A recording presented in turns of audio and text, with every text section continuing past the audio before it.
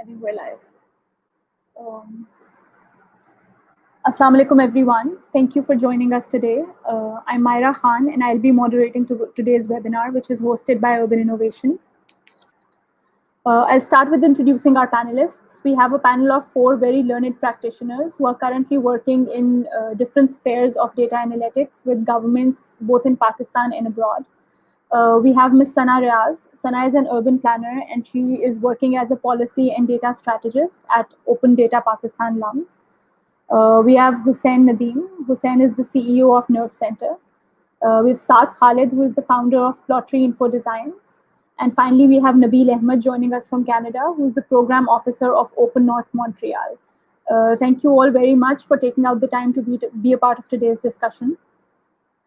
As you all already know, the title of today's webinar is Data and Governance. Today's discussion is slightly different from any of the previous webinars that have been hosted by Urban Innovation, as it is not specific to city planning and urban management alone. While we do have panelists who are urbanists, we also have professionals in our panel who are working with government at provincial and federal level on varied issues like gender inclusivity and national security, etc.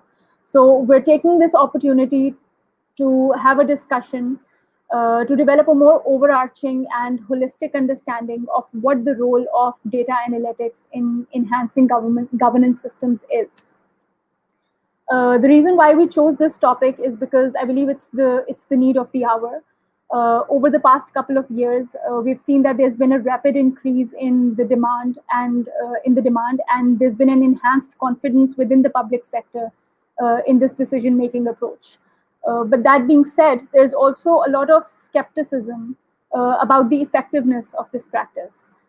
Having worked in this field myself and also having this discussion with a lot of practitioners working in the same space, I think a lot of you would agree with me when I say that I've generally felt that most of the times terms like smart governance, smart cities, evidence-based policies, they're reduced to buzzwords.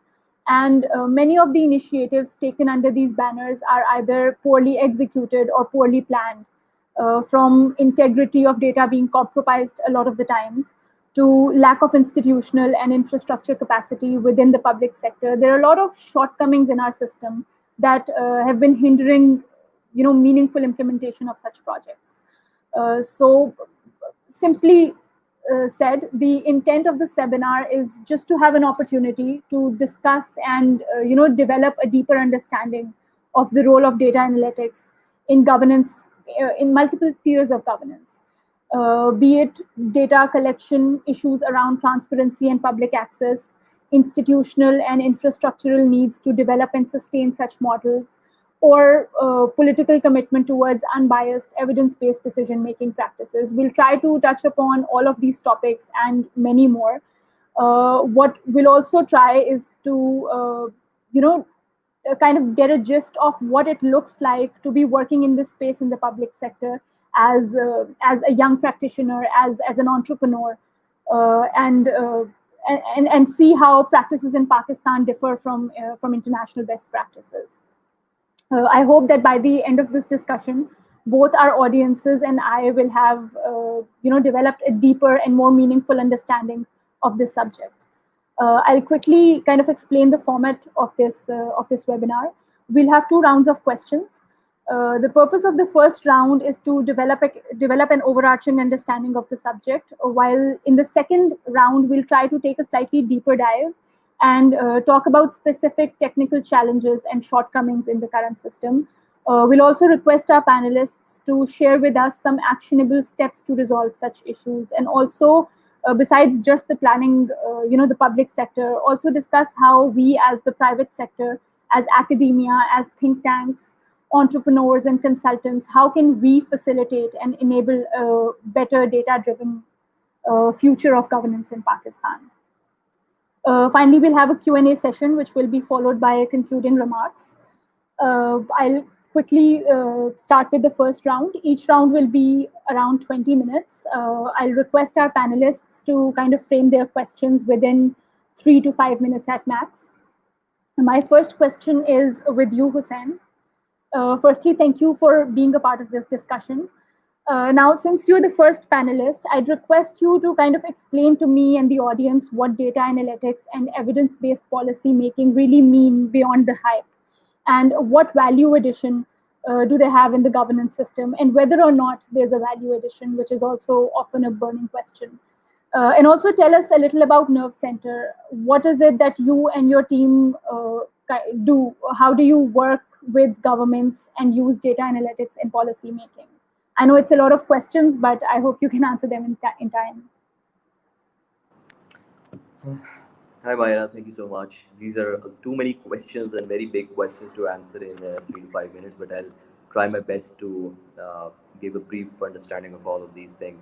I'll start off by picking up specific word that you mentioned, the buzzword around data analytics, and I'll begin with that. That as most of the many other things in Pakistan, data analytics has also become a sort of buzzword that has been abused to a point of monotony and confusion right now. I see too much on social media and Twitter and studies claiming to be data backed and data analytics based or evidence based. In reality, I'm not sure exactly what part of data analytics that they fall in.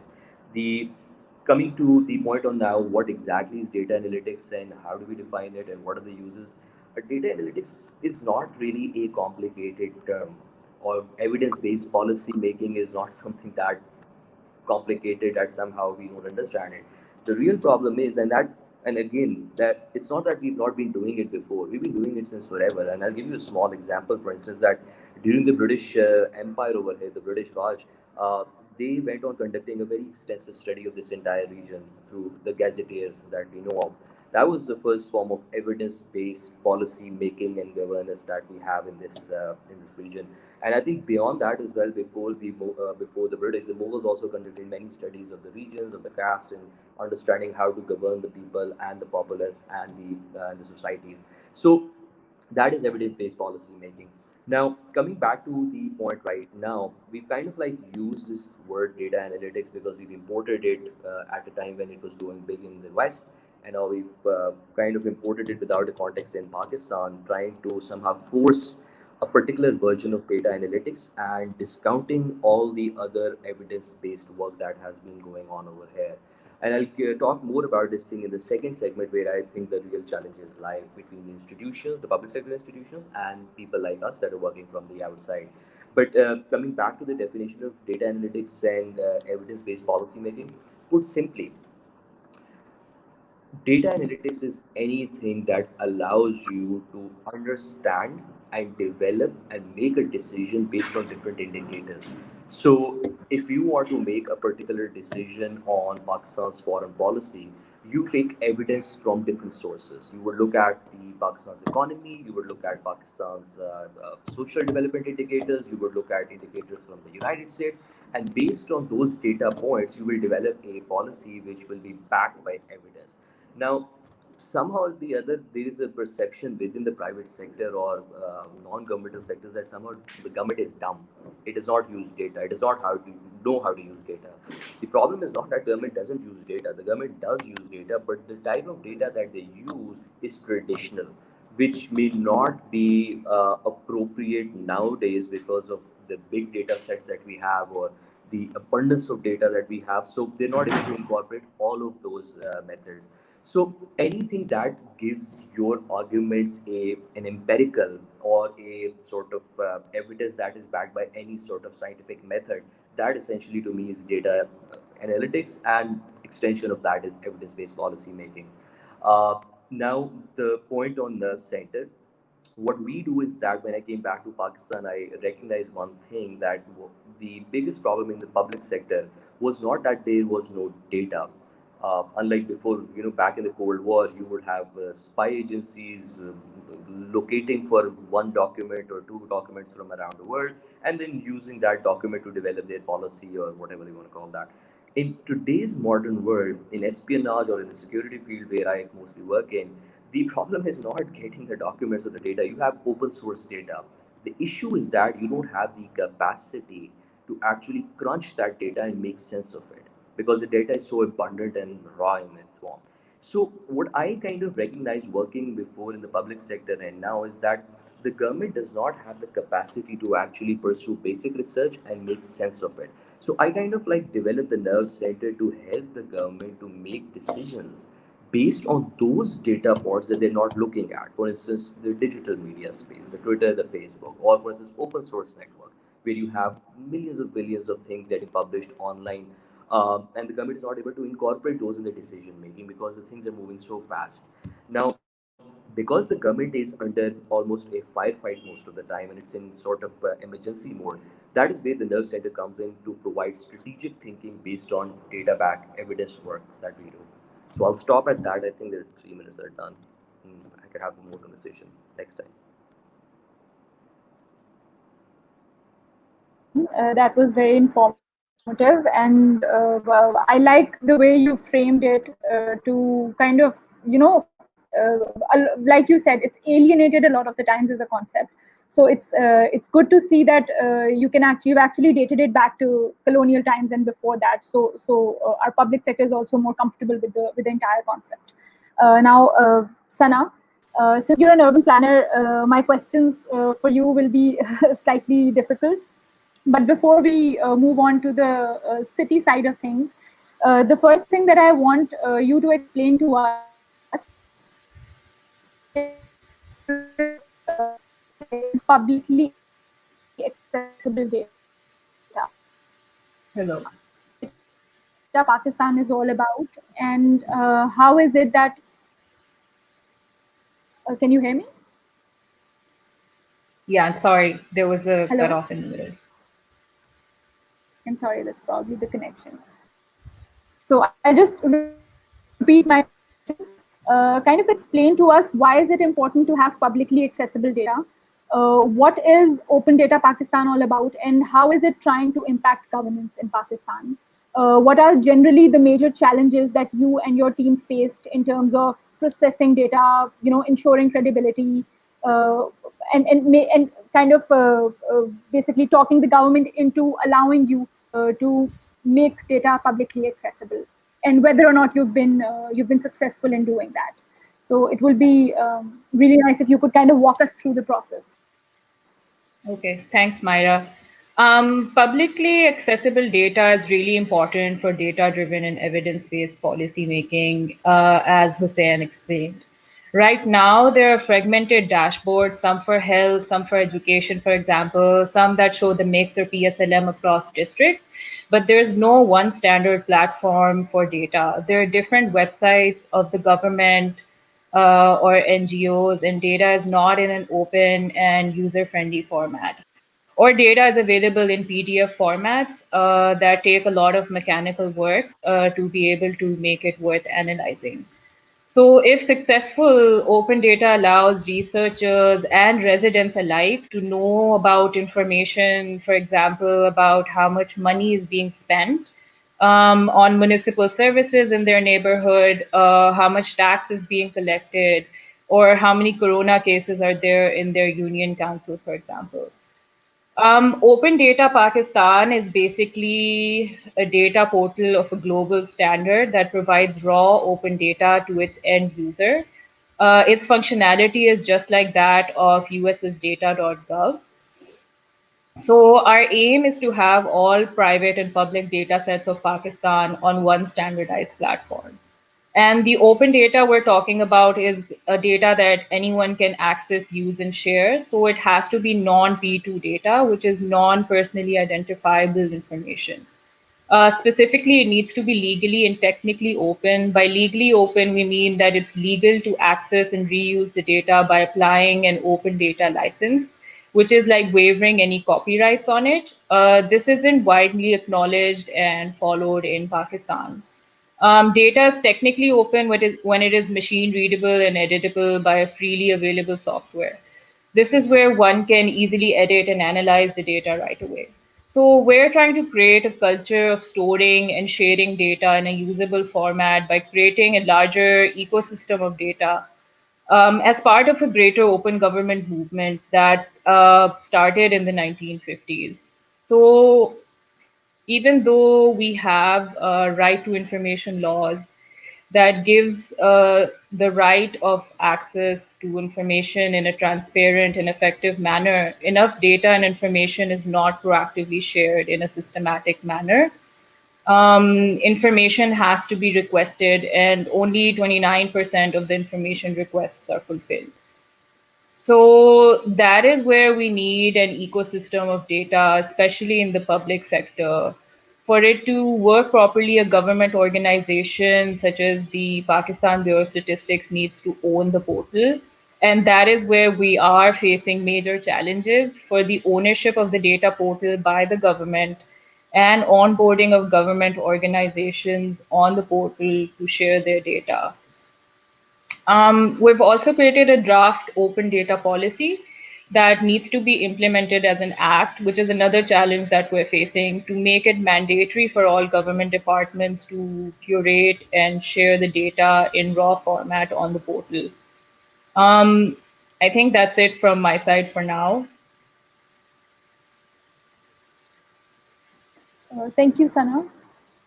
I'll move on to Saad. So, Saad, since Sana is working on kind of making basically decreasing the hurdles in making data publicly accessible. You are an entrepreneur, and your company, in a lot of ways, depends and relies on accessing publicly accessible data. You also use a lot of unconventional data gathering mechanisms like crowdsourcing. So, what I'd request for you is to kind of explain to me and our audiences what is this entire process like? Is it difficult to get access of data? And when you do get access to it, what kind of state is it in? Does it require a lot of processing? And when you resort to untraditional, unconventional data gathering mechanisms like crowdsourcing, is it easy to sell such an idea to the government? Because it's a little out of government's comfort zone. And how can we use it to basically make governance and policy making in Pakistan better? Sure. Thank you, Mara, for the question, and thank you to the panelists for their insights. I think a lot what Sana mentioned quite resonated with me because I represent a company, Plottery Info Design, which actually works a lot with open, publicly available data. I think I'll speak about two issues that I feel are important when we talk about access to open data. The first one is pretty basic, right? First of all, you need availability of some sort of data. And I think on that front, Pakistan has made considerable progress in the recent years. More and more government agencies are becoming comfortable in sharing their data to the public. However, there is a follow-up issue that I'm more interested in, which is the usability of the data that's made public. I think a lot of what Sana said is very relevant in this day and age, particularly in the analytics space in Pakistan, where the data is available, but quite a lot of times it is difficult for it to use for meaningful analysis or to create innovative products. I'll just share a few personal hurdles that I've faced in my work. So, for example, Sana mentioned data being in the form of PDFs. A lot of time, information is available by government agencies, and even though data in its very raw form is tabulated, it's structured, but it's shared as scanned PDF files. So, because it's in that form, it's not machine readable. It's difficult for analysts and particularly, smaller companies who are resource stricken to really make use of that data in meaningful ways. So that becomes a hurdle, and even though information is available, it's not readily usable. I think another area where this issue might be very relevant is particularly, I think, in urban development as well, it would be relevant. So a lot of spatial data that governments publish, a lot of times they are not digitally created files or that can be modified or readily usable for analysis. A lot of times maps are published as images or again as scanned PDFs, which unfortunately are not readily usable for analysts. So I think, now the availability of data definitely is improving, but now I think part of the debate must also underscore the usability of it. which I think hopefully portals like Open Data Pakistan will contribute towards. Another point that I'd like to raise is that sometimes data that is published by government agencies, it's usually abridged and summarized in a lot of ways. For example, if a survey is conducted on health indicators in, let's say, Punjab, the indicators would usually be reported on a district level, or they would just be reported globally as Punjab averages. But detailed data, entry by entry data, which we call micro data, is not really made public. And I believe that's a lost opportunity, because I think real innovation, real creative thinking can really transform microdata into really interesting products, into really interesting storytelling ideas that can be useful for evidence-based decision making. I think, yes, I mean, the debate around access, now that we have more available data, should also, talk about the usability of the data that is available, so that, it's optimally used. I think the second point that you raised, Myra, was about crowdsourcing. I think it's a relatively recent idea, because the internet is becoming more and more accessible. So the idea with crowdsourcing essentially is it is a partnership between two parties. And in this case, it would be a partnership between a government agency and the general public, or a particular segment of the public.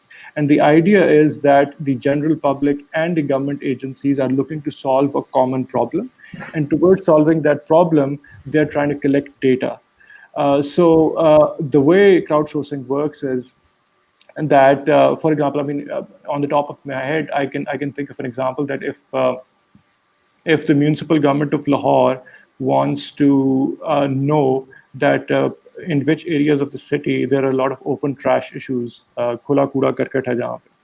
So if they don't have sufficient monitoring resources, what they do is they use technology, they create a portal where the citizens can themselves report cases that they observe in their immediate vicinity, in their neighborhoods, and report it to the government. Now, when this data grows, the government can use this information to identify the hotspots and make a targeted intervention. Well, this sounds all great, but I mean, there are a lot of challenges that data sourcing in this way presents as well, because it is an open call for information. You would expect all kinds of information to come in, and you have to make measures in order to ensure the quality of the data that is coming in. So while we are conceptualizing projects around crowdsourcing, you also have to think of resources that must be invested to ensure that the data that comes in will have the integrity, so that we can create meaningful evidence. That's one of the challenges that crowdsourcing presents, but I mean, it also presents a lot of opportunities by definition, because it's sourced by the public. I think it increases civil engagement in public policy, which is a great plus. So the general public feels invested in the problem that they're solving. Right now, it's a new idea, so I'm not sure if it will take immediate traction with the government, but I think a few use cases and a few experimentations around it will develop a bit of trust in the idea in the long run. Thank Thank you. you so much, Saad. That was very well explained. And I really liked, especially the last point, where the fact that a lot of the citizens would probably not have the opportunity to kind of weigh in these in the decisions that are being made. This kind of gives them a voice, which otherwise policymaking does not, in a lot of ways, consider. So, without waiting anymore, I'd like to move on to Nabil. So Nabil, you have a background in city planning and working with municipal governments. So my first question from you is that if you can explain the role of data in effective city management, that would be great. And then kind of leading from the same question, if you could explain what smart cities are and what are the benefits that they can bring to governance systems. And also share with us the findings of your thesis dissertation in terms of the effectiveness of various smart city initiatives that have been undertaken in Pakistan, and kind of compare them with international best practices. Thanks, Myra, and thanks to Saad and Hussein and Sana as well for kind of what you've shared. I think it's really helpful context, and I should start by kind of acknowledging that I'm currently speaking from the lands of Mississaugas of the first of the Credit River. The reason for kind of acknowledging this land is, I mean, I'm not in Pakistan right now, but my research was on Pakistan. But when we think about kind of the use of data and technology, it's not only that we're thinking about how we can adapt a solution; it's to solve a problem. And one of the kind of major issues that we've faced is, the legacy of colonialism and oppression, and so recognizing the land was important. Um, Now, I mean, Saad already gave an example of kind of how data can be used. अगर आपके सड़क पे कहीं गड्ढा है तो क्या citizen बता सकते हैं कि गवर्नमेंट को बता सकते हैं कि यहाँ जो है एक इशू है इसको एड्रेस करें आके. There's there and as Hussein said, governments and city governments have been using data forever, right? There is no city planning that can happen without data collection, right? I mean, in fact, when you kind of think of the history of urban planning as well, it starts with surveying. It starts with like doing an analysis of the land and kind of what is available and how they can then be developed, which is all dependent on data collection and management. So data has always been used in city management. Now, what cities are trying to do is use it in more fine-tuned ways to address specific problems. So, for example, solid waste management, or water supply issues, or traffic management, right? And again, there is a long record of using data for these purposes, right? So, for example, um, there are there is a long history of traffic transportation surveys and transportation data analysis in Pakistan, right?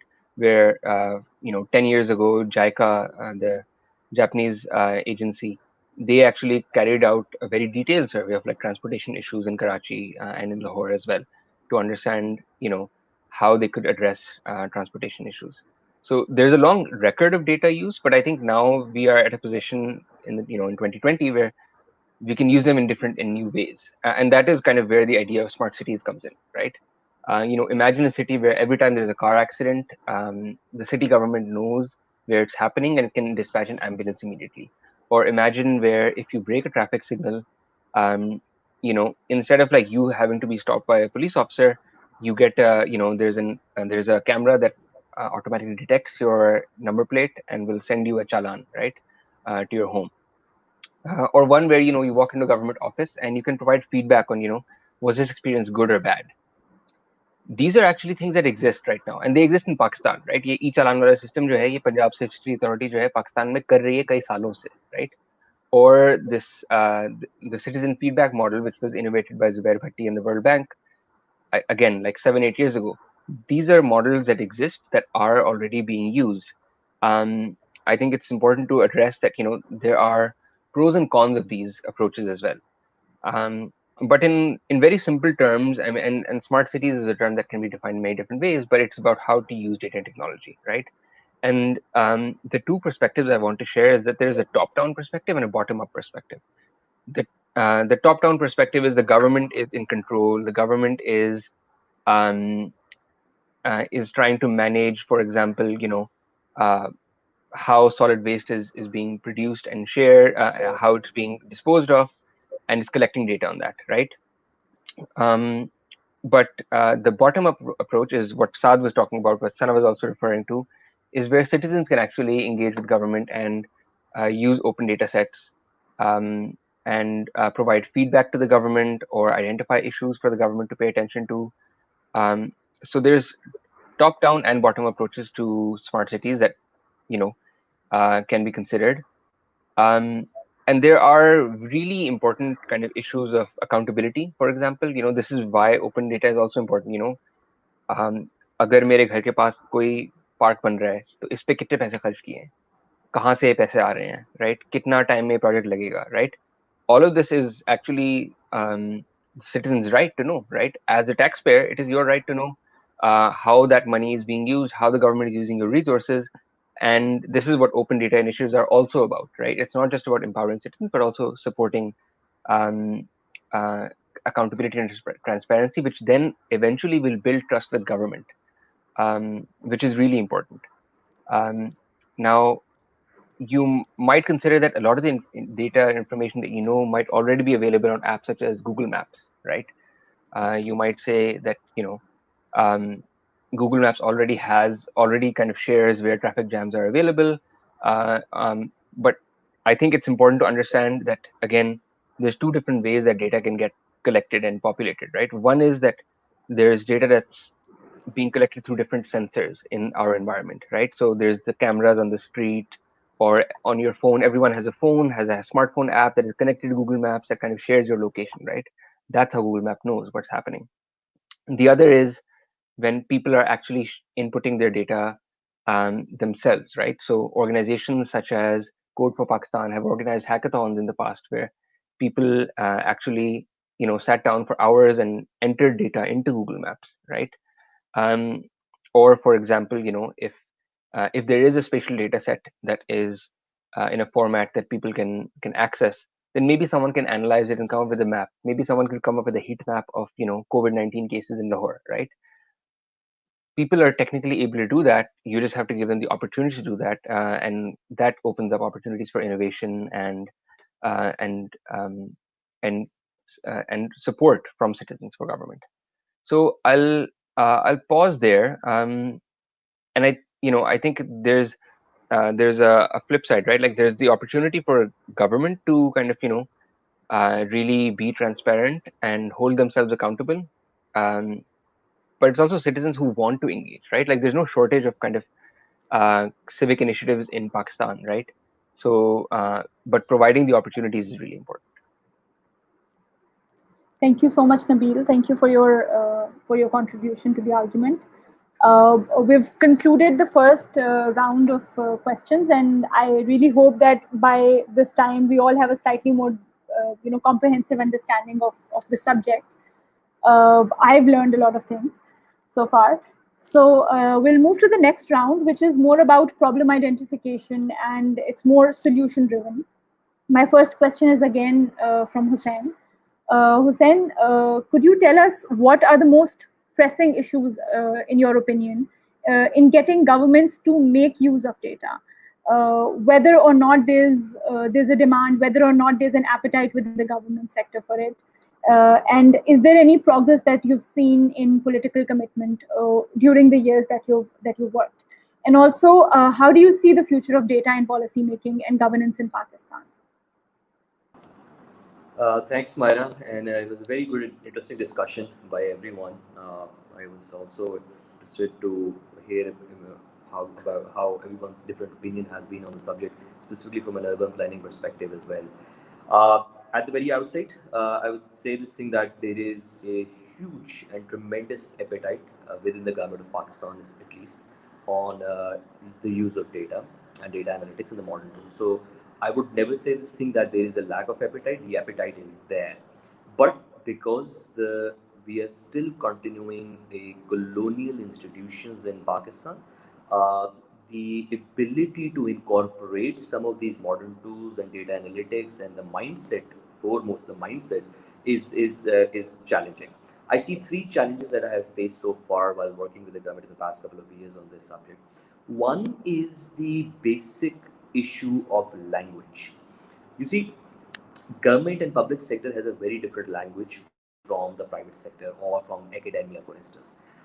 In one of the recent meetings between academics and the national establishment, some of the academics were very critical of the fact that we produce so many books and so many reports, but the government doesn't use that. So I came out in defense of my government colleagues and argued that specific fact because academics, we have a very different way of writing, doing work, and we usually write for publishing in journal articles, and we love to run regression analysis, and we like to do big, thick studies to present an argument. In the policy sector, because the government is in a firefight mode. You can't expect a sitting prime minister to read more than half of the page or or the national security advisor to read more than a page. They're getting bundles and bundles from everywhere, from every department. So the core issue over here, which is the first and foremost, and I've tried to argue on this thing a lot, is our data consumable by the policymakers or not? I'll give you one example of this thing. I would name the specific institution, but on a subject of national security policy, we were devising and helping the government, and we developed a 20 to 25 page policy report on this. And we got a response from the policymakers saying that yes, we agree that this is great, but how we can use it. If we can visualize the data in a way that is more consumable by the policymakers, I would be more than happy to crunching that 20 pages of data along with my team and presenting the government in one page infograph for the government to understand that okay fine, this is the problem, this is what the data is saying, and this is the policy advice we would like to make on based on the data. That is something that the policy head of that institution really liked, and since then we've been providing our policy input through that specific visualization. Clear, crisp infographics. This sounds like a very little thing, but it's very important because it uses data and how the government plays with data and how the government uses it for the policy making. So we were able to fix that, and since then I've been working on trying to figure out exactly how we can change it across the government. While we can become a bridge between academia and the government and start to crunch already existing academic ideas, which a lot of good work has gone on over here, and make it consumable by the policy community. So that was the first challenge. The second challenge is the traditional, innovative, newer data approaches. The problem over there is that, you see, the government of Pakistan, while we have had colonial legacy and the colonial institutions are very problematic, there is also a different side to this as well. And that is that because these institutions are almost 150 years old, they have developed an institutional memory. So you have bureaucrats after bureaucrats, departments after departments, who have developed an institutional memory. And that memory I used to discard when I was working in the government, but later on, when I went deeper into the problem, I realized that that was essentially a very strong data for the government and the bureaucrats were who understood the mindset, who understood the public, who understood the development sector in Pakistan. So when we would present them data and new tools, spending like millions and millions on running the service and all, we would go to them and they already had that data in front of them. They knew already what it was. So we would just back up their already existing work and policies by presenting our own data, which is why a lot of times the public sector and the government and the bureaucrats would say that "Kiri, aap नया क्या कर रहे हैं, ये तो हमें पहले से ही पता है." Initially, it used to annoy me a lot, but then I realized that it's actually true because they have the institutional memory and they have traditional ideas of on how to do the data, what the data should be, and it's traveling toward traveling towards bureaucrat alphabet toward the institution. Now the challenge for us is how to help balance and marshal a sort of collaboration between the traditional and the modern approaches where the two can intermingle, because I for one have recognized that the institutional memory is very important. So I would never want to bring in some foreign imported data tools and analytics to somehow change the way things are done. How do we can basically do a mix and match to help the data that is going to be the key? So that was the third challenge. Now, second challenge. The third challenge is very important and where it becomes really problematic is the politicization of data as well. Now, you see, a lot of times the problem is that the whole idea of doing data is that the data needs to drive the policy. So you can't build the policy first and then look around for data to confirm your policy. In Pakistan, the critical problem is that the policy is already made on the whims and wishes of the political establishment or the military establishment, and then to reinforce and enforce that, to enforce that policy, they try to go around looking for academics that can force their data to provide that sort of conclusions. Now, this is the, in my opinion, the most ridiculous way to do data. Unfortunately, in India, this is not the reason. It doesn't happen only in the public sector. When I was teaching in Pakistan at NUST and Qaid Azam University and even at GC, I recognized the same problem. That when the kids would do their master's thesis or undergraduate thesis, they already would begin with the conclusion that fine, you US has been very aggressive to Pakistan. US has been very bad to Pakistan. And based on that conclusion, they would start doing the data and the evidence and the research. This is the mindset of the country where we are throughout undergraduate education. And I work with a lot of people from LUMS. I've recruited most of the people from LUMS. The problem is that the universities are not producing curious minded individuals. They're producing kids who have hardened opinions, who already have all the answers and the conclusions. So when they end up doing data analytics, they begin with the answer and try to find. So this is the prevalent problem in the industry. And I think when it comes to the politics and the government, most of the times our policies become problematic because apparently they're backed by data, but the data is actually wrong because the process has not been done. And I'll end my conversation on this one note that we should not take data analytics as a sort of a thing that just you do and it happens. Data analytics and this entire evidence policy making, it is a process that you have to follow step by step to reach a proper conclusion. Unless you don't follow the process, because again, the process is as important as the end result. So if you follow the process right, only then you will approach the results right. Uh, Over here, specifically in the past government, I'm not sure too much because this government has just been in for 2 years. But the past government, one of the biggest problem was that while they were attempting to do the data analytics and evidence-based work, because somehow they engaged Harvard and Cambridge professors who were talking about that, the idea was never to actually use that as an input to devise and drive the policy. The idea was to only confirm what was already being done. So these are the three challenges that I feel are there, and I am pretty hopeful because given there is an appetite, these will be sorted out very soon as well. Thanks. Uh, Thank you so much, Hussein. While I could resonate with almost all of your comments, the three challenges, the last one is just, I think everyone in this room has probably done this, the idea of reverse engineering, where you start with the policy and all you want is your analysts to kind of crunch some numbers and kind of confirm it so it can be easily sold. So it's something, it's one of the biggest problem that I've also kind of come across. So thank you for pointing that out and explaining it so well. Now, moving on, Sana, again, you're an urban planner. So Saad also spoke about the importance of spatial data. He touched upon the topic, but I'd request you to kind of elaborate in a slightly more detailed manner.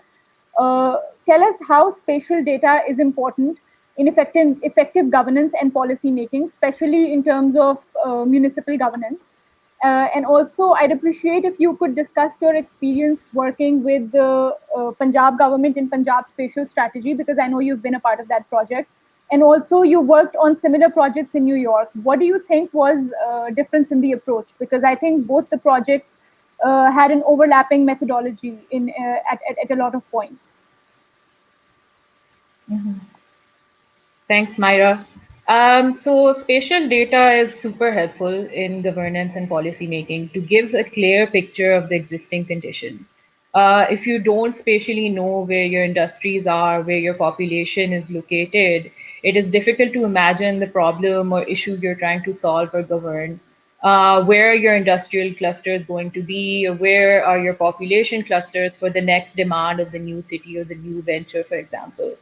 In terms of the most pressing issue of the coronavirus, if you had spatial data of the census, for example, about where the elderly population lives, you would be able to identify where the most vulnerable communities on ground are and create a clear strategy based on that. Um, so I'll talk about the Punjab Cities Growth Atlas, which was part of the Punjab spatial strategy that I worked on, where we identified the spatial extents of 194 cities, their densities and land dynamics. This work was inspired by the urbanization project at New York University. They created an atlas of urban expansion for a global sample of 200 cities. In terms of policy making, we were able to, at Punjab, identify the size and city spatial limits of each city and intra-city densities to be able to determine where municipal services are required to be focused.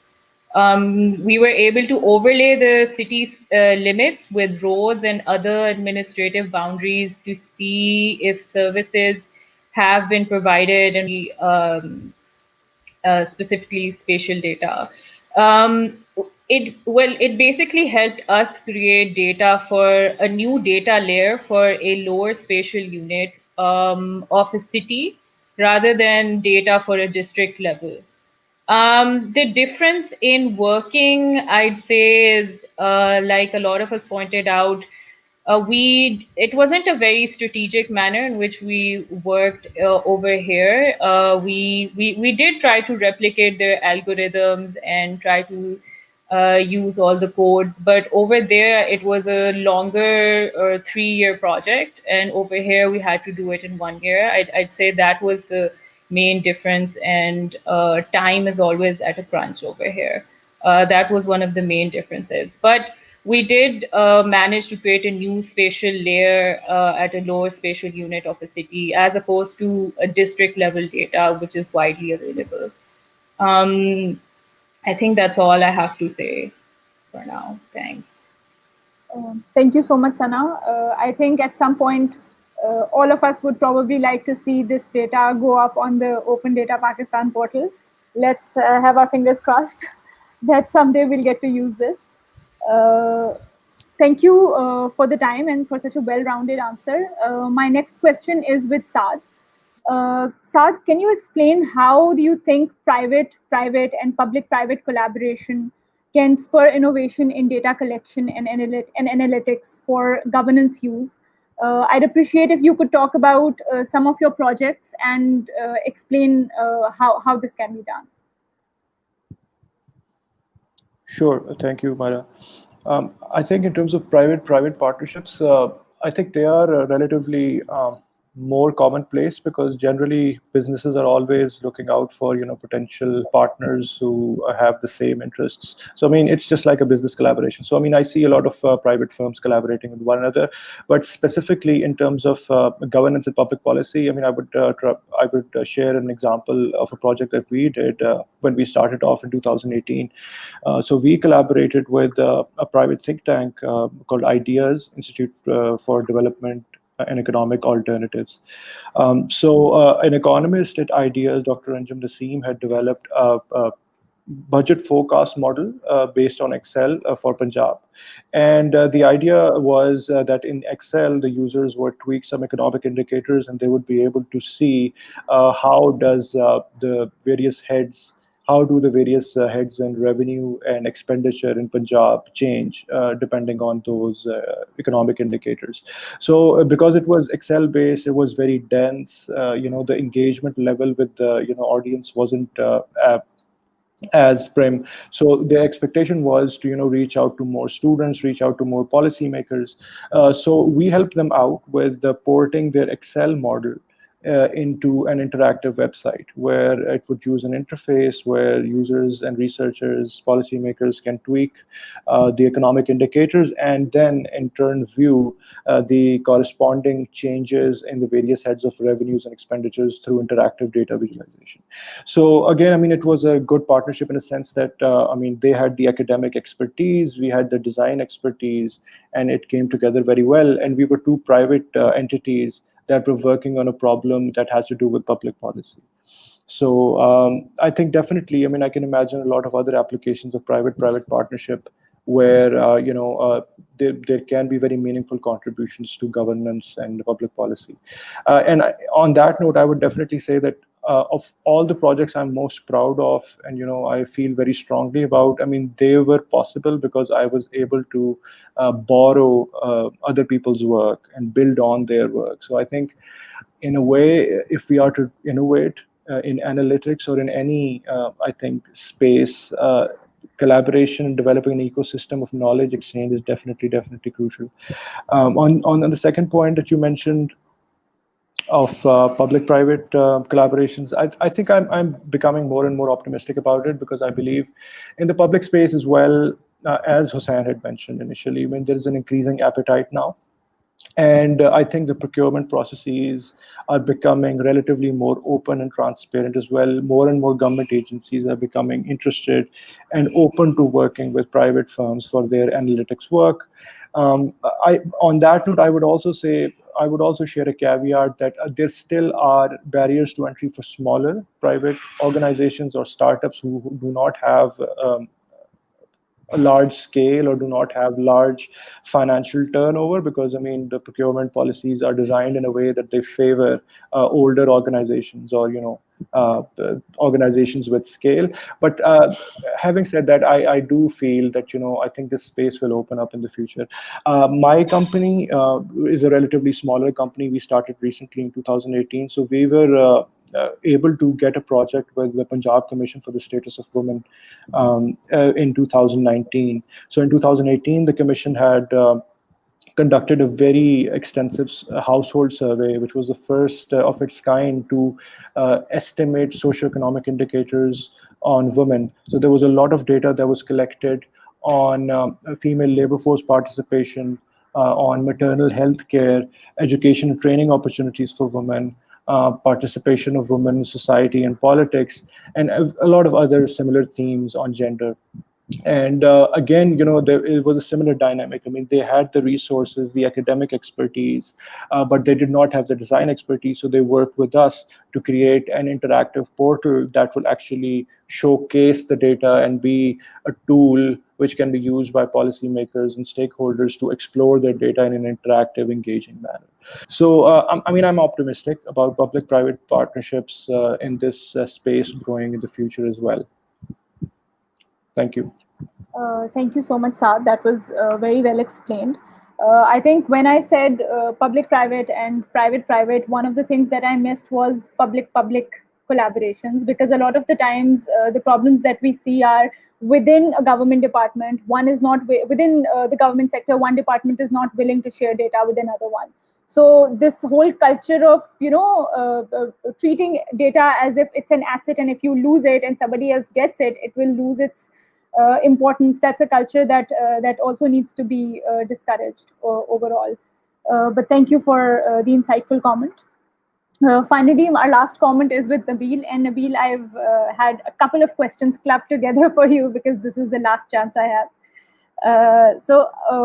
Again, I'll ask you, since you're working, this is more about your current work within Canada. I know you're working with government organizations in Canada to enhance the capacity of these organizations, and you're helping them use data analytics for effective planning and performance. So, in the same light, if you could kind of talk about the government departments in Pakistan and talk about the technical capacity and the issues with data infrastructure that our government departments are facing here, and also recommend ways in which you think we can bridge these capacity and infrastructure gaps. Yeah, thank you, and I apologize if I end up taking more than 3 to 5 minutes for this. But I'll quickly just briefly talk about the work that I'm doing with Open North, which is a social enterprise that works on data and technology, supporting governments and civil society to use data and technology to address challenges.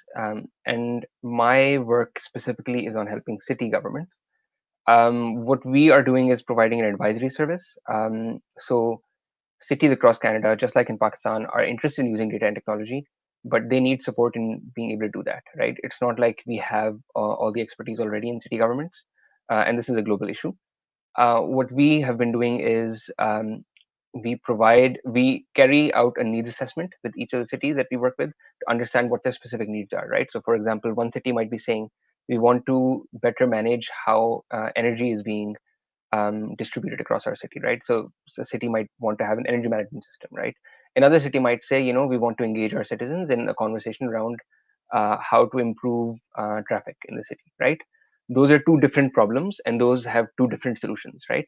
So there's a needs assessment that we do. Followed by that, we have a number of courses, guidelines that we offer. So, for example, there's a course on open data. There's a course on open data standards. There's a course on privacy, which is a separate topic, or a course on, let's say, we've also done courses on open procurement processes. So, providing a number of courses to these cities, to city staff really who take these courses, and then access to expert advisors. So, for example, someone who has expertise in energy management, someone who has expertise in water supply management, and then also organizing webinars and workshops on these topics, right? A webinar on open data, a webinar on public engagement, etc., etc. So that's the kind of work that I do. and this is and I want to emphasize here, right? It's not like um, that work is much more advanced than the work that is happening in Pakistan, right? ऐसा नहीं है कि उनके पास सारे ज़राए हैं और उनको आता है डेटा इस्तेमाल करना, उनके भी वही मसाइल हैं एक हद तक जो हमारे मसाइल हैं, राइट? पॉलिटिकल विल नहीं है, चेंज मैनेजमेंट का इशू जो हुसैन ने बात की, बिल्कुल सही बात की है कि I mean it's not just that you have the because the technology is there, right? Like people have smartphones, people have laptops, right? The problem is not having the technology. The problem is not even necessarily one of the problems, and Sana and Saad have spoken about this, is the data. कि data नहीं है. But the bigger problem really is कि once you have the data, what do you do with it, right? Um, and once you have these systems in place, what do you do with them, right? We and Myra, when we had spoken earlier, I kind of shared an example that I heard from someone else.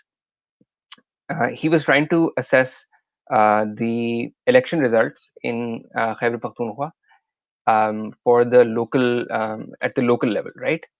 And he found out when he went to the department that apparently had collected that data. He found out that they had deleted the data from their hard drives क्योंकि hard drive में जगह खत्म हो गई थी तो उन लोगों ने इलेक्शन का डेटा ही डिलीट कर लिया, राइट? अब आप इसको कह सकते हैं कि या उनकी नाअहली है, या आप कह सकते हैं कि ये जो है ना करप्शन हो सकती है कि जानबूझ के उन्होंने डेटा छुपाया, right? I don't want to go into that direction of like saying that they are actually corrupt or they have bad intentions. That could be part of it, but I think it's also that like literally people don't know how to use the tools that are at their disposal, right? Another example is, there's the e-filing and office automation system that Punjab government introduced several years ago. And according to a report, apparently it's being implemented in 13 different agencies. But as anyone who works, who actually goes into the government departments knows, they still rely on the dark, right? They still rely on paper files being transferred by hand from one office to the other, right? And to kind of encourage this change, this institutional change management take place is a really long and difficult process, right? And comes from the top, where you really have to encourage people to be held accountable, and to be transparent and open and kind of show them the benefits of doing that, right? Because I think sometimes people in government are really risk averse, right? For good reason, right? Um, and I mean, Hussein had talked about politicizing data, right? And the idea that people are working backwards, right? They have their conclusions in mind and then they try to develop the data. uh, that is also a problem. It's not just a problem that kind of young students in Pakistan um, kind of express or are representative of. It's also government departments, right? Sometimes they are not really they don't want to actually share the data that they have, right?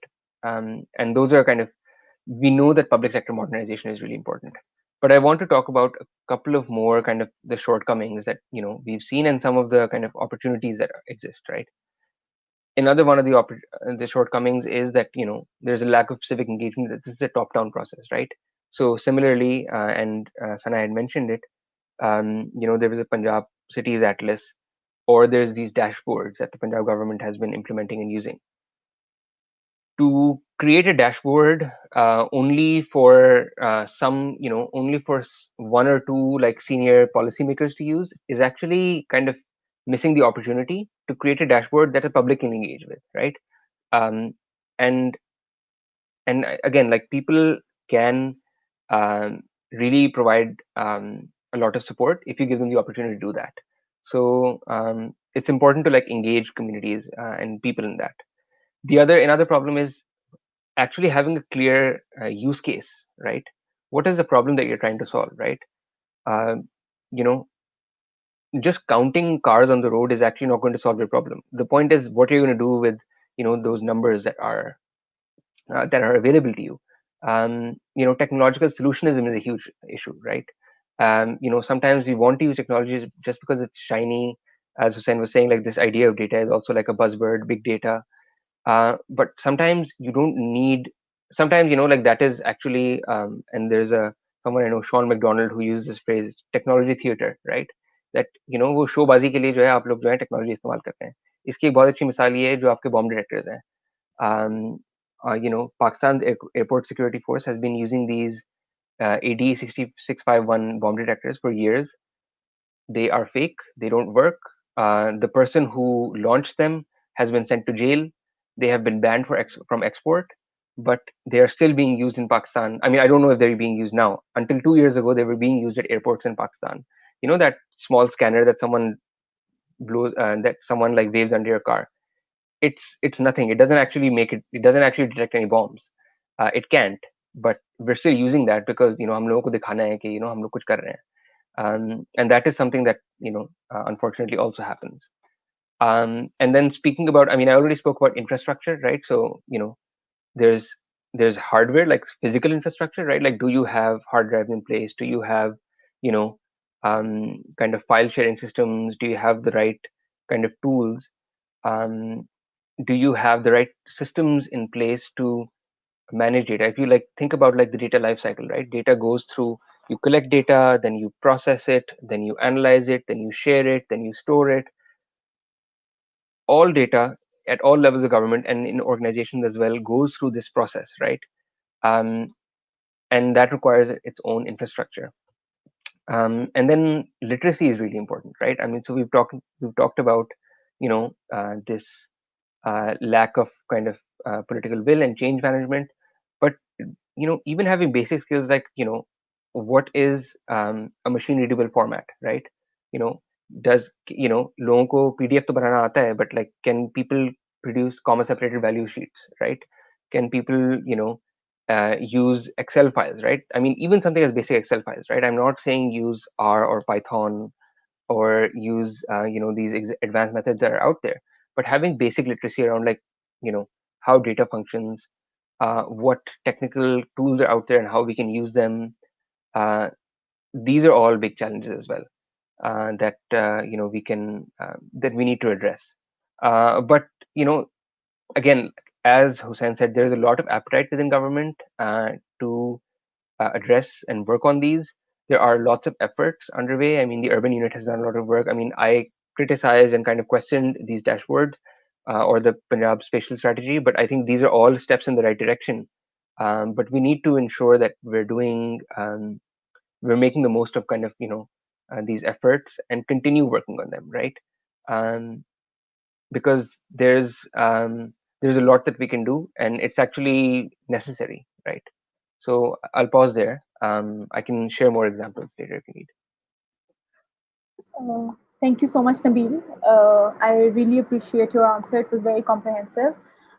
We just got one question right here, which is from Sana specifically. Sana, if you'd be comfortable answering it, this individual has requested that you if you would like to comment on how do you think the Punjab spatial strategy and the work that's been done under this has brought change in the lives of common person. And I think kind of wrapped within it is a very interesting question that a lot of the times data reduces human beings into numbers, which is this dehumanizing of data is usually a huge problem. So how do we make sure that while that we don't really get caught up with the whole data crunching and number fantasy, and we make sure that the human element of those data sets is kept alive? So I think that's two questions now. One is about the Punjab spatial strategy, and the second is about the human element of data. Yeah. I mean, I think it's a really valid question, and I don't think I can speak for the entire Punjab spatial strategy as a whole. There were a lot of more senior people involved in creating that strategy, but I'll talk about the Punjab Cities Growth Atlas itself within the spatial strategy, which is what I was talking about earlier. And again, I think I'll answer the second part of your question with this, that we do reduce people to numbers. And what we did with this is add a layer of data in to tell how many people are living in a city to what extent. So basically, we were trying to see where cities have expanded till, where are people living till, to be able to provide them the required services such as water, sanitation, gas, electricity that are required. So, I mean, I wouldn't say that we have right away directly improved the life of a common person by creating this little piece of the puzzle. But then again, I think we add a certain amount of information that was required to understand the bigger um, canvas of Punjab, because you see, cities' spatial extents and where cities have expanded till wasn't really something that we knew about on paper before this. So it was part of an analysis, and like it's mentioned before, that data analysis is this whole long process, and we just added a piece into the puzzle, I guess. So that's what I would say. Thank you so much, Sana. We don't have a lot of questions, but we do have a lot of comments. For instance, this one individual appreciates the fact that we spoke about politicization of data.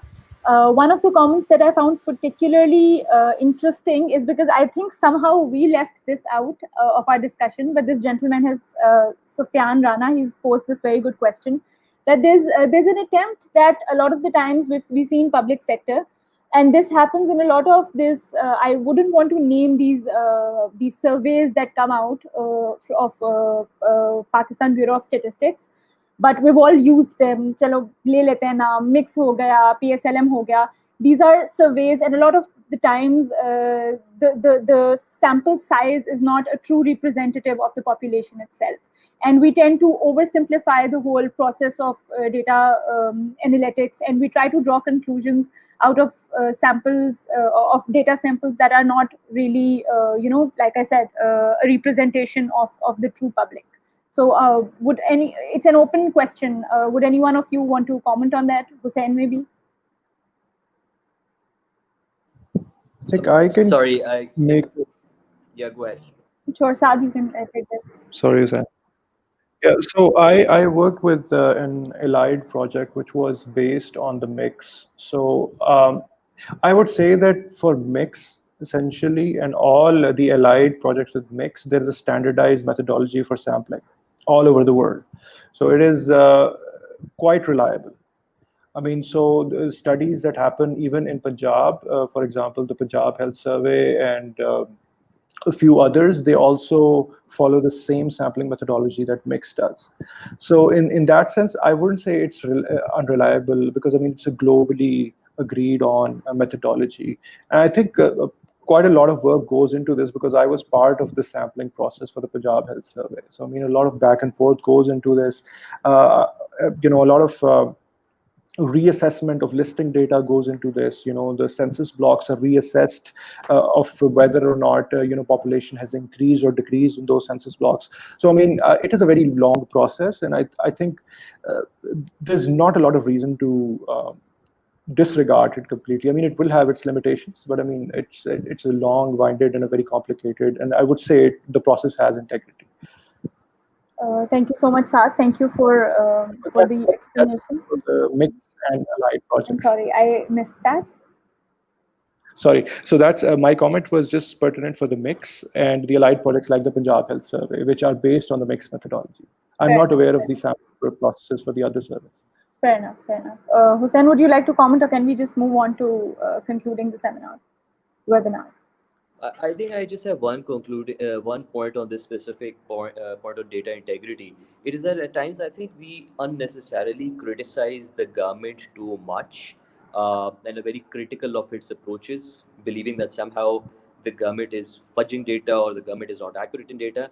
In my work with the government, most of the people that work in the government are there for all the right reasons, and they're doing and the work is also fine. So we don't need to necessarily be very critical. For instance, one of the big problems with the corona right now in the entire situation was that people were believing that somehow the government is not telling the right numbers. And even right now in Pakistan is showing some really good results. Instead of believing that actually the numbers may be, I mean, plus or minus 3, that's fine. But people tend to somehow believe that governments are either hiding the numbers, or in certain cases, the conspiracy theories that governments are increasing the numbers just to, for instance, make more money out of the corona deaths. I don't know what the conspiracy was. But here is the thing on this specific point about data integrity. Uh, there is a lot of data. A lot of data is also good. I do agree that it is not consumable at times or useful because it's such a metadata. but there has to be some level of trust as well between the public and the private sector on the fact that the government is not entirely fudging data, and the data is being done in an appropriate way. So on the sampling part as well, I do also think that the government studies that I've looked at, even at the Planning Commission or even at the National Security Establishment, the data is by and large pretty well balanced. It's just the fact that I believe that there is a lot more that can be done, and because the world is changing so fast, I think the data needs to be more wholesome. I'll end at that specific point. Fair enough. Thank you, Sen. Thank you to all of our panelists. This was a very interesting conversation. I ended up learning a lot of things. What I'll try to do is try to summarize whatever takeaways I think are mainly from this conversation. I'll start with the positives because, well, we should always start with the positives. One of the good things that came out of this discussion that I also learned is the fact that, again, data analytics, as foreign as it may sound a lot of the times, A, it can be a simple practice, and B, it has been a part of our governance models for a very long time. It's only a matter of the fact that now the world is changing so quickly, and so there's so many technological advancements coming in. We just have to kind of match our pace with the upcoming innovations in terms of technology. Secondly, the fact it's great to know that the appetite within the government sector is increasing. And it's also good to know that we're not the only ones. It's not just the developing countries, or it's not just the global south that's struggling with these technologies. Like Nabil also said, governments in Canada, they're working on training the staff to make sure that they're more data literate, and there's better technical capacity, better infrastructural capacity. So it's good to know that we're not the only ones. Everyone around us is learning, and Pakistan is kind of we're not as far behind as we often think. And one very good thing that Saad and Nabil both said, that it's also important for us to have confidence within the on the government and public sector. We tend to question the integrity of data, and we tend to, which is good. It's important to know where your data is coming from, and whether or not it's credible. But it's also good to acknowledge how far we've come in the past couple of years. I was actually talking to I think Saad and Sana, and I shared a little anecdote that 3 years ago, when I was going for my master's and I wanted to take data analytics as a concentration, a lot of people told me, who were working in the system, that it's a dead end field. There's no market. Nobody wants to talk about it. Nobody cares about what the data has to say. The policies are made based on a lot of other political and policymakers' gut feelings a lot of the times. So why do you want to go into a field like this? And I think 3 years later, I came back to work for the same organization where this opinion was shared with me, and they were one of the leading companies working on digitization of property taxation systems in Pakistan, digitizing spatial data, collecting demographic data, and they were developing dashboards to facilitate governance systems. So again, I'm not suggesting that everything's happening perfectly. I think we've all discussed that in length here, but it's good to know how far we've come. And it's also good to appreciate that there's a lot of effort from the government sector also, and private sector, and also think tanks and academia in helping us move forward. Now, unfortunately, coming to some of the things that we think that a lot of things need to be worked on. We'll start with one of the very important topics, the fact that politicizing data is criminal, if I may say. Starting with a question, with an answer, and then trying to prove it, doing reverse engineering. It's better to kind of not go towards this approach, because that's one of the reasons why a lot of people have this skepticism about this approach. A lot of people I speak about, मैंने काफी अर्से कोशिश की है ये webinar conduct कराने की, and a lot of the times people were not interested in talking about it, because of the same reason. They said कि करना उन्होंने वही होता है जो करना होता है, हमसे सिर्फ कह देते हैं कि reverse engineer करके numbers match कर दो हमारे answers से. So it's I wouldn't say it's always the case, but a lot of the times this is true. So we have to develop this culture of actually using data from an unbiased point. and whatever the analysis tells you, actually basing your policies based on that. Then we've spoken about the fact that academia and professionals like us, how we can make it better. The government has a certain kind of language, they have a certain kind of capacity. This especially happens in academia. Lambe papers likhte hain hum, the more difficult vocabulary we'll use, the more smart we'll probably come across. So what we need to know that who is the final end user of these analyses and these papers, and kind of make it consumable and digestible for the public sector. A couple of things that all of us struggle with: data access publicly. Like Sana also said, there's a right to information. And unfortunately, despite that, we have to struggle a lot getting data out of especially government departments. Even if we get data, it's not easily consumable. It's either scanned PDFs or scanned images if it's a spatial data. And all of us know this, that it takes months, if not years, to actually digitize a spatial data file. Collecting spatial data is very difficult and is very time consuming, and it's also very capital intensive. So if you're going, and I would want to request it in terms of Punjab spatial strategy also, there's amazing data that we've collected, and I'd want it to be posted on, shared on Open Data Pakistan. It's kind of a petition that I think I'm putting up here. If anybody important enough is listening, kindly do something about it. And secondly, microdata. I was again talking to someone about it. The first time I got my hands on 1998 ke census ka microdata was through Columbia website, back when I was doing my masters, and it wasn't available publicly in Pakistan. So we need to make sure that data, like Saad also said, it's a lost opportunity. If you don't facilitate and enable your private sector, your academia especially, and think tanks to conduct research, we're basically losing out. Because like you also said, public sector has a certain kind of capacity, technical capacity issue. So if the private sector can weigh in, if the academia can weigh in and help out, we should let them by sharing the data sets. Finally, we spoke about the fact that there needs to be, we have a top-down approach. A bottom-up approach in terms of data gathering needs to be encouraged. Crowdsourcing is important.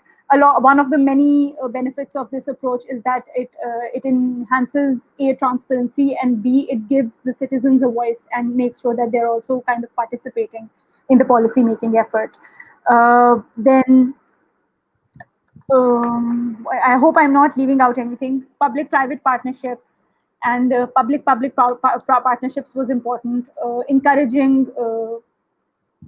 within the public sector, the concept of sharing data is very important. One department should be comfortable sharing it with another department. आपस में नहीं करते, let alone when a government when an academic institute asks for it. It gets even difficult when you're an entrepreneur running your own company and you're asking for this data set. So we need to develop that, like Saad said, that ecosystem of sharing data and collaborating to make sure that skill set within the public and the private sector. And I think if I'm missing out on anything important, please feel free to weigh in. I've tried to make it as holistic as possible. One other important thing that Nabil said, we don't have enough infrastructural capacity. हम political will की भी बात कर लेते हैं, हम technical capacity की भी बात कर लेते हैं, institutional capacity की. A very important part is the infrastructure side of this problem. If you don't have data to, if you don't have the infrastructure to store historic data and you're deleting it every 10 years, it's a huge loss.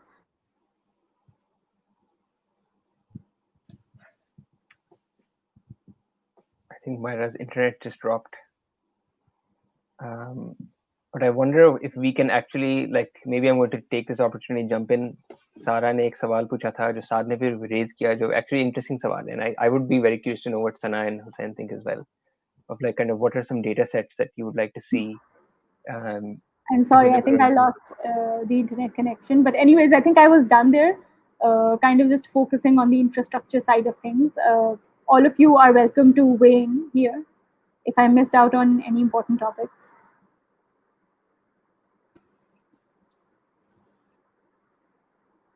Go ahead, Sad.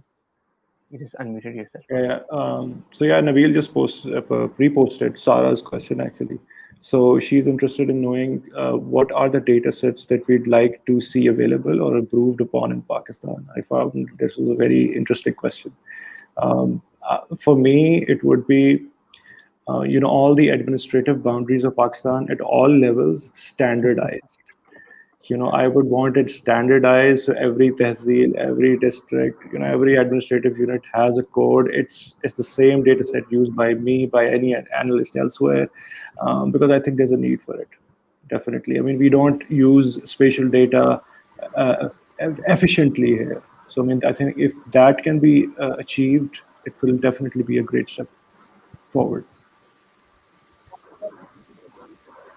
I'd like to add housing units into those spatial boundaries, administrative boundaries, all housing units in spatial form with the household data in it. So हर घर में कितने members हैं of what age, for example, at least ये मिल जाए spatially, that would be nice. Are the rest I of have us something done? to add as well. Nabil? Sorry, Hussein was. Did you had raised your hand? May I go ahead? Sure, Yeah. sure. Yeah, so I think I'll just wrap on on specifically one point, and it is that there are two levels to look at this situation, and there is one is that the overall structural level, and the other is the operational level. We've covered both as well, and I liked what Saad, Nabil, and Sana. I'm sorry, Hello, yes, we can hear you. hello. Sana? Sana also mentioned, yeah. Sana also mentioned is a lot of discussion on the operational level. To me, I think we also need to focus a little bit on the strategic level and the structural level as well, because I think the operational level Mm-hmm. comes after. The problem that we have right now in Pakistan is the inherent mindset, and I don't say this in a negative way that the mindset is not there. I believe the environment is not there right now. The appetite is the mindset is shaping very slowly. It is accelerated. It accelerated a lot because of Corona, because everybody was now using digital. Everybody understood, started looking things at WhatsApp and etc. So the mindset is also shaping, so things are speeding up. The only thing is over here which becomes very important is how do we essentially uh, marshal the two different worlds, because you see I've worked in the government, and the government is very traditional. It has a particular colonial legacy, and it thinks in a particular way, and I have a lot of respect for that. So I don't say it in a negative way, because I believe that because of that traditional mindset and institutional memory, the government has protected Pakistan from a lot of big mishaps that were supposed to happen because of foreign funded studies, the data that didn't make sense, or certain policies that were not really applicable on ground. So I think that the government, the traditional mindset, provides a particular buffer. But at the same time, because I believe the newer and newer lot is coming into the government, I see so many of my students are now in cleared CSS. They're in the government and they understand data. They have worked outside the government as well. So I believe that it will take some time. I'm giving 5 to 10 years, but the two worlds will start speaking to each other more fluently, and that is what we want right now. Once we have that, then comes the technical and the operational part, where we can fill in the data gaps, where we can like Saad was talking about the tehsils and standardization, that can all come. Again, I tend to sometimes believe that these two things can be done parallel as well, and which should be done in a parallel way. But I think we're on a right track, and that is, for me, this is the conclusion to this thing, that we're on a right track, not because somehow we thought about it, but because this environment and the situation and the global crisis has allowed and pushed us to be better. And I think that is one of the beauties about crisis situation, that is, it allows and forces us to do things that we wouldn't do otherwise. So I'll wrap up on that. Thank you everyone for that.